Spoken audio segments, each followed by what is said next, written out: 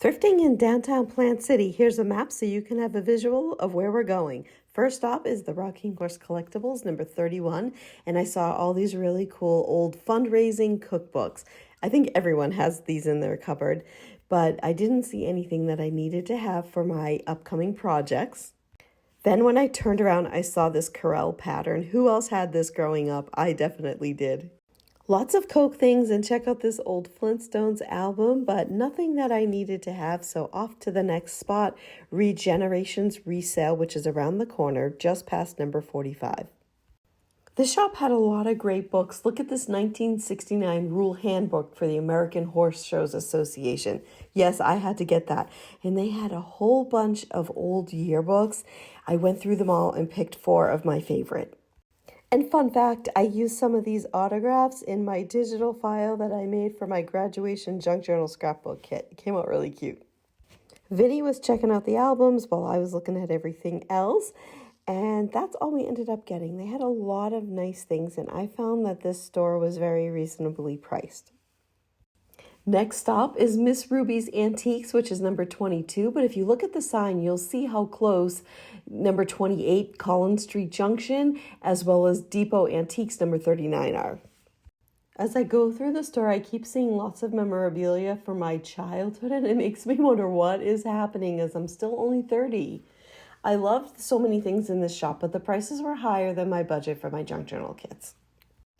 Next stop is Collins Street Junction, which was right next door. It's very similar to Miss Ruby's with lots of wonderful things. I may have to go back to get this Plymouth glass because I regret not buying it, but it was over a month ago, so I'm not sure if it's still there.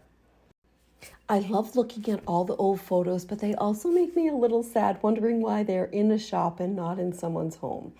I looked through all the old Coke ads, but again, everything is way out of my budget.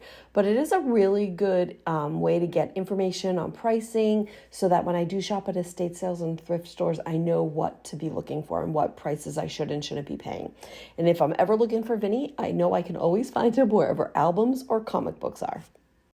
Next stop was Depot Antiques, which was right next door.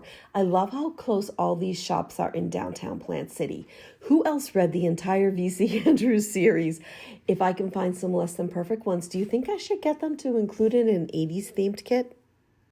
I had to laugh because as I was recording this, I caught myself in the mirror. Hi! Then there was the old phonograph. I love the old telephones. I wish I had places to put all these things.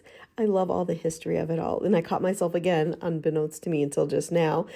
I wish I'd gotten this Weebelow's book. I thought it's really cool after the fact. And lots of books to go through.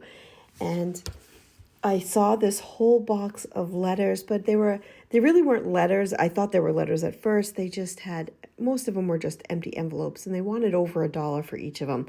And I didn't think that would be worth it. I always love that I discover new things that I get to look up when I get home. Like this Recreation magazine was from the early 1900s for hunting and fishing enthusiasts.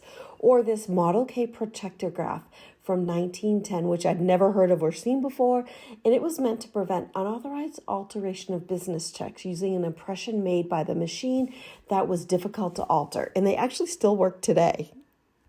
I found Vinny checking out at the cash register, and I was really interested to see what he was getting, and yes, he got this Kiss lunchbox.